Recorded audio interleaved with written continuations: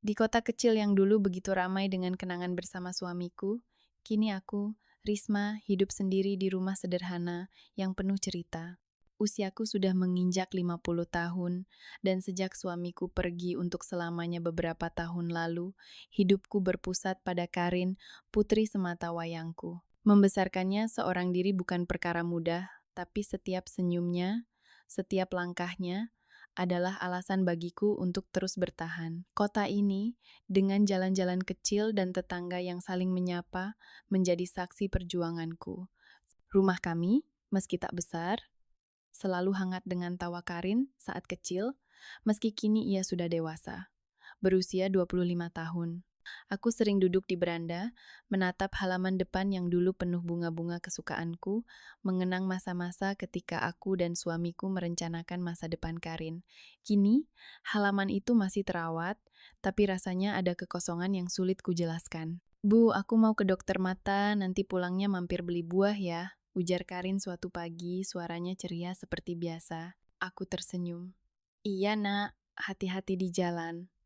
Menyaksikan Karin tumbuh menjadi wanita yang mandiri membuatku bangga, tapi juga ada sedikit rasa takut kehilangan di hatiku. Karin baru saja menikah dengan Ferry, seorang pria yang langsung kusyukuri kehadirannya. Ferry bukan hanya suami Karin, tapi juga pria yang penuh tanggung jawab, selalu tersenyum ramah setiap kali datang ke rumah. Pernikahan mereka baru berjalan beberapa bulan, dan aku bisa melihat betapa mereka saling mencintai, meski kadang canggung menyesuaikan diri dengan kehidupan berumah tangga. Aku ingat malam ketika mereka pertama kali datang setelah menikah, membawa kue kesukaanku sebagai oleh-oleh. Bu, ini kue koklat dari toko favorit ibu, masih anget, kata Karin sambil memelukku. Ferry menimpali, iya tante, Karin yang pilih, katanya tante pasti suka. Aku tertawa, merasa hangat dengan perhatian mereka. Bagi mereka, rumah ini seperti tempat pulang kedua, dan aku selalu membuka pintu lebar-lebar. Setiap akhir pekan, mereka sering mampir, kadang menginap, membawa cerita baru tentang hidup mereka. Aku suka mendengar Karin bercerita tentang rencana mereka, atau Ferry yang dengan sabar menjelaskan pekerjaannya di kantor. Tante, pekerjaan di kantor lumayan padat, tapi saya senang bisa bantu Karin wujudin mimpinya, ujar Ferry suatu sore sambil menyeruput teh yang kusediakan. Aku mengangguk, kalian berdua harus saling dukung, Fer. Itu kunci rumah tangga. Di hati, aku bersyukur Karin menemukan pria seperti Ferry yang kini kuanggap seperti anak sendiri. Hari itu, seperti biasa, aku menyiapkan teh dan camilan di ruang tamu saat Karin dan Ferry datang. Cahaya senja masuk melalui jendela, memberi suasana hangat di ruangan kecil kami. Karin duduk di sofa, matanya berbinar saat bercerita. Bu, Ferry tadi ditawari promosi di kantornya, katanya dengan antusias. Aku menoleh ke Ferry, yang tersenyum malu-malu. Wah, selamat ya, Fer. Tapi, apa artinya kamu bakal lebih sibuk? Tanyaku, sedikit khawatir. Ferry mengangguk. Iya, Tante, mungkin sedikit lebih sibuk. Tapi saya janji, waktu buat Karin dan keluarga tetap ada. Aku tersenyum lega. Baguslah kalau begitu. Yang penting kalian tetap kompak. Di dalam hati, aku bangga melihat Ferry begitu bertanggung jawab, tapi aku juga tahu, promosi itu bisa mengubah banyak hal. Aku teringat dulu, ketika suamiku juga sibuk dengan pekerjaannya, aku sering merasa sendiri. Tapi aku diam, tak ingin menambah beban pikiran mereka. Aku hanya berharap Karin dan Ferry bisa melewati tantangan ini dengan baik. Malam itu, sambil membereskan piring, aku menatap foto keluarga di dinding, berdoa agar kebahagiaan mereka tetap utuh. Waktu berlalu dan aku mulai melihat perubahan pada Karin. Ferry memang semakin sibuk, sering pulang larut, dan Karin mulai terlihat murung. Suatu malam, saat aku sedang merajut di ruang tamu, Karin duduk di sebelahku, wajahnya penuh beban. Bu, aku merasa kesepian kalau di rumah sendiri. Ferry sekarang pulang malam terus, kerjaannya makin banyak, katanya pelan, matanya berkaca-kaca. Hatiku terenyuh. Aku tahu betul rasa sepi itu, seperti yang kualami dulu setelah suamiku tiada. Aku memeluknya. Ya sudah nak, kenapa kalian gak tinggal di sini dulu?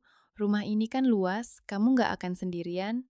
Karin memandangku seolah menemukan secercah harapan. Beneran bu? Gak keberatan? Tanyanya. Aku tersenyum. Keberatan apa? Ibu malah senang kalau rumah ini ramai lagi. Malam itu, aku merasa lega bisa menawarkan solusi. Aku ingin Karin bahagia, dan kalau tinggal bersamaku bisa membantu, aku siap melakukan apa saja. Di dalam hati, aku juga merasa senang karena rumah ini akan kembali penuh dengan suara tawa dan cerita seperti dulu. Keesokan harinya, Karin dan Ferry membicarakan ide itu. Ferry setuju dan mereka memutuskan untuk pindah sementara ke rumahku. Hari pertama mereka tinggal di sini terasa seperti reuni keluarga. Aku bangun pagi, menyiapkan nasi goreng dan teh hangat untuk sarapan. Aroma masakan memenuhi dapur, mengingatkanku pada pagi-pagi ketika Karin masih kecil. Saat kami duduk bersama di meja makan, aku bertanya pada Ferry, "Fer, kamu nggak keberatan kan tinggal di sini sementara?" Ferry tersenyum lebar. "Nggak sama sekali, Tante. Malah saya senang, rasanya seperti punya keluarga besar." Karin terkekeh, "Iya, Bu, tapi jangan manjain Ferry terus ya. Nanti dia nggak mau balik ke rumah sendiri." Aku tertawa. "Ya, namanya juga keluarga. Harus saling jaga." Melihat mereka berdua tertawa, hatiku hangat. Aku merasa rumah ini hidup lagi, penuh dengan kebersamaan. Tapi di sudut hati, aku juga tahu tinggal bersama setelah menikah pasti ada tantangannya. Aku berjanji pada diri sendiri untuk menjaga batasan agar Karin dan Ferry tetap merasa nyaman. Saat aku menatap mereka dari dapur sambil mengaduk teh, aku berdoa semoga keputusan ini membawa kebaikan untuk kami semua. Keputusan Karin dan Ferry untuk tinggal sementara di rumahku membawa angin segar ke dalam hidupku. Rumah yang selama ini sepi kembali dipenuhi suara langkah dan tawa, mengingatkanku pada masa ketika Karin masih kecil dan suamiku masih ada. Aku, Risma, merasa hidupku punya tujuan baru, menjaga anak dan menantuku agar tetap bahagia. Pagi-pagi, aku sibuk di dapur, menyiapkan sarapan sederhana seperti telur dadar dan teh panas, sengaja membuat suasana hangat untuk mereka. Saat Karin keluar dari kamar dengan rambut masih sedikit acak-acakan, ia tersenyum melihat meja makan. "Bu, ibu bangun pagi banget ya, bau telurnya udah bikin lapar," katanya sambil mencium pipiku. Aku terkekeh. "Ya, harus dong, biar kalian semangat mulai hari." Ferry, yang muncul dengan kemeja kantor yang sudah rapi, menimpali, "Tante, ini kayak balik ke rumah mama dulu, selalu ada sarapan enak." Aku tersenyum, hatiku hangat mendengar kata-katanya. Menyiapkan makanan untuk mereka terasa seperti caraku menunjukkan kasih sayang, seperti dulu ketika aku merawat keluargaku. Rumah ini, dengan dinding-dinding yang menyimpan kenangan, kini terasa hidup lagi.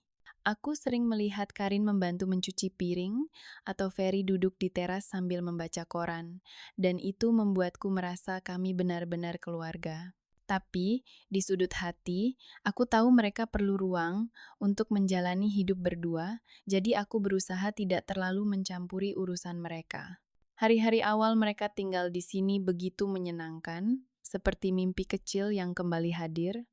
Aku suka melihat Karin kembali ceria, tidak lagi murung seperti saat ia merasa kesepian di rumah mereka. Suatu sore, saat aku sedang menyiram tanaman di halaman belakang, Ferry datang membawa secangkir teh untukku. "Tante, ini tehnya saya bikin tadi." "Tante capek ya, nyiram kebun sendiri?" tanyanya sambil tersenyum. Aku menerima cangkir itu sedikit terkejut dengan perhatiannya. Makasih Fer. Nggak capek kok, ini kan hobi ibu," jawabku sambil tersenyum. Kami mengobrol sebentar tentang tanaman tomat yang mulai berbunga, dan aku merasa Ferry benar-benar seperti anak sendiri. Karin, yang keluar dari rumah dengan keranjang cucian, melihat kami dan berkata, "Wah, Ferry kok nggak pernah bikin teh buat aku?" Nadanya bercanda, tapi ada sedikit kilau di matanya. Ferry tertawa, "Ya, besok aku bikin buat kamu sayang." Aku ikut tertawa, tapi aku juga mulai berpikir untuk lebih berhati-hati, tak ingin Karin merasa aku merebut perhatian suaminya. Malam itu, sambil merapikan dapur, aku berdoa agar kebersamaan ini tetap harmonis, tanpa ada salah paham yang mengganggu. Namun, seiring waktu, aku mulai memperhatikan perubahan kecil dalam cara Karin menatapku. Aku selalu berusaha menjadi ibu yang suportif, menyiapkan makan malam favorit Ferry seperti ayam goreng, atau sekadar memastikan kopinya pas sebelum ia berangkat kerja. Tapi, entah kenapa, perhatianku pada Ferry sepertinya mulai membuat Karin tidak nyaman. Suatu pagi, saat aku menghidangkan kopi hitam untuk Ferry, aku berkata, "Fer, ini kopinya. Ibu bikin agak pekat biar kamu semangat di kantor." Ferry tersenyum lebar. "Wah, Tante, ini sih kopi juara, Karin kalah deh." Karin, yang sedang mengoles roti, melirik tajam ke arah Ferry. "Ya, tinggal bilang kalau mau dibikinin dong," katanya dengan nada yang sedikit ketus. Aku terkejut, tapi berusaha tetap tersenyum. "Karin, ibu cuma iseng kok. Kamu mau ibu bikin kopi juga?" Tanyaku, mencoba meredakan suasana. Karin hanya mengangguk kecil, lalu kembali fokus pada rotinya. Aku merasa ada sesuatu yang tidak beres, tapi aku memilih diam, berpikir mungkin Karin hanya lelah. Di dalam hati, aku mulai bertanya-tanya, apakah perhatianku pada Ferry terlalu berlebihan? Aku hanya ingin mereka merasa nyaman di rumah ini, tapi mungkin aku perlu lebih menahan diri. Malam itu, setelah Ferry tertidur, Karin mendekatiku di dapur saat aku sedang mencuci piring. Cahaya lampu dapur yang temaram membuat wajahnya terlihat serius. "Bu, kenapa akhir-akhir ini ibu lebih perhatian ke Ferry?" Tanyanya, suaranya pelan tapi penuh rasa ingin tahu. Aku berhenti sejenak, tanganku masih memegang spons basah. "Loh, kok gitu, Nak? Ibu cuma sayang sama kalian berdua, lagian Ferry kan juga keluarga." Jawabku berusaha menjaga nada tetap ringan. Karin menatapku, matanya mencari sesuatu. "Tapi aku merasa ada yang beda, Bu," katanya lagi. Suaranya hampir seperti bisik. Aku menghela napas, menyadari bahwa mungkin sikapku memang terlihat berlebihan di matanya. "Karin, ibu nggak bermaksud apa-apa. Ibu cuma ingin kalian bahagia di sini," ujarku berharap ia mengerti.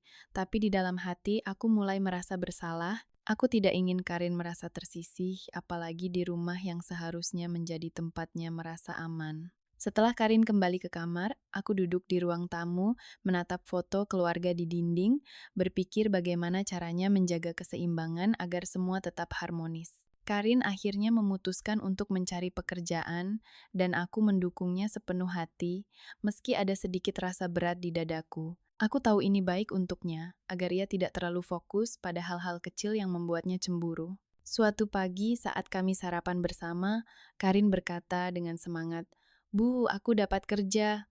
Minggu depan aku mulai di perusahaan temenku." Aku tersenyum, meski ada perasaan aneh di hatiku. "Bagus, Nak, ibu senang kamu punya kesibukan sendiri," kataku, berusaha menunjukkan dukungan. Ferry, yang sedang mengunyah roti, menimpali, "Aku setuju banget, sayang. Biar kamu nggak bosen di rumah." Aku memperhatikan ekspresi Karin yang penuh semangat, tapi di dalam hati, aku merasa sedikit takut. Selama ini, Karin selalu ada di rumah, dan kami sering mengobrol berdua saat Ferry sibuk.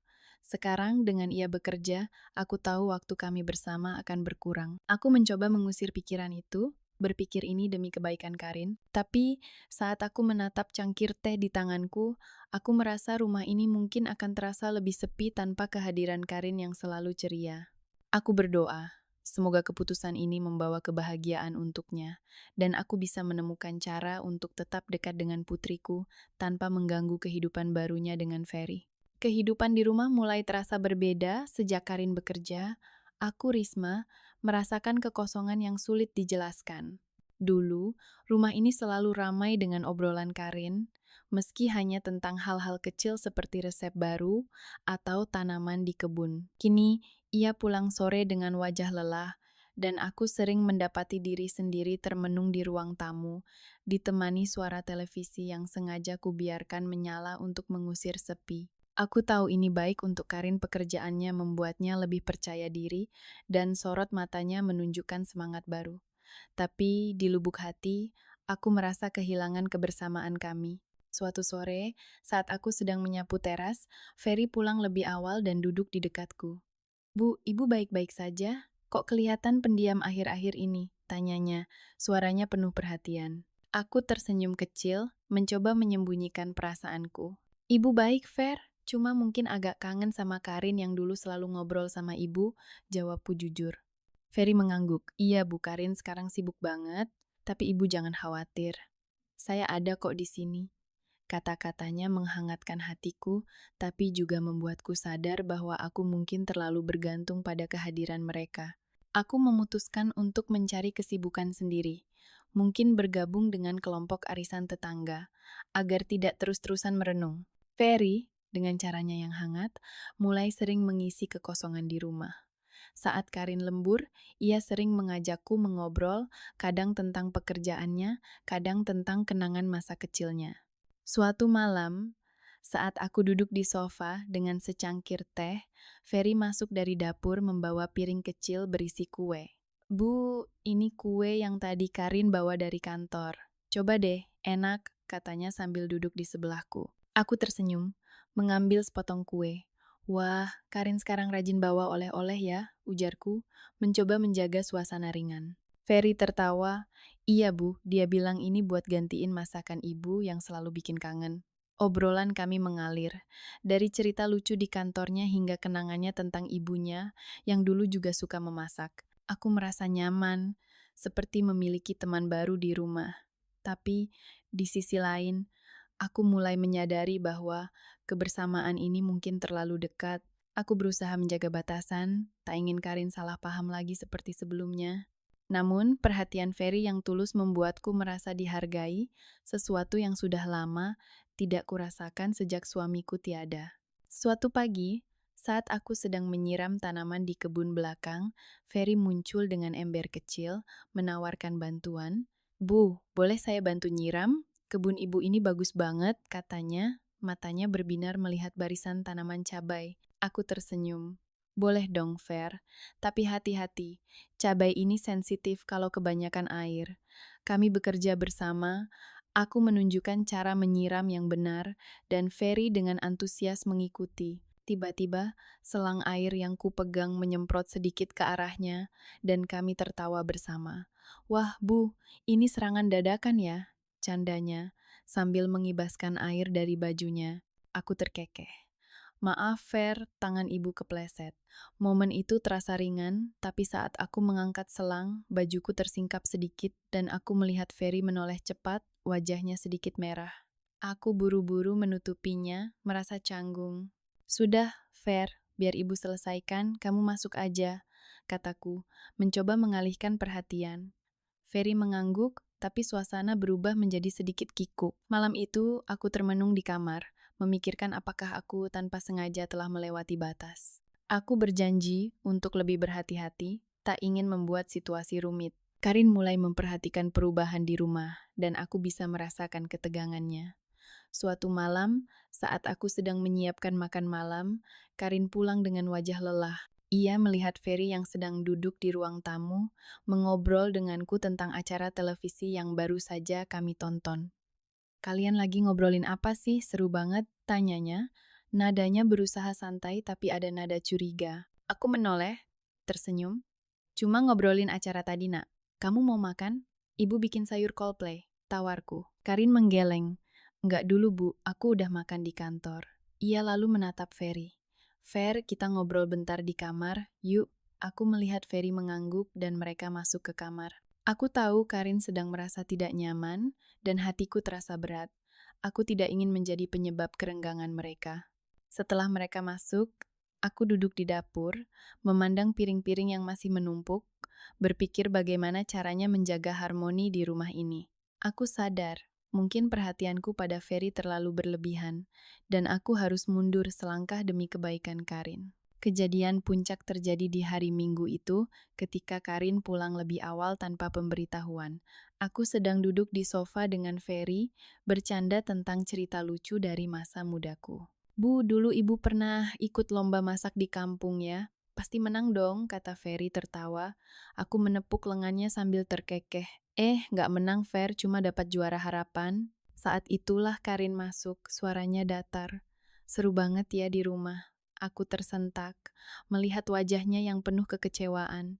Ferry juga terlihat panik. Sayang, kamu kok udah pulang? Karin tersenyum tipis.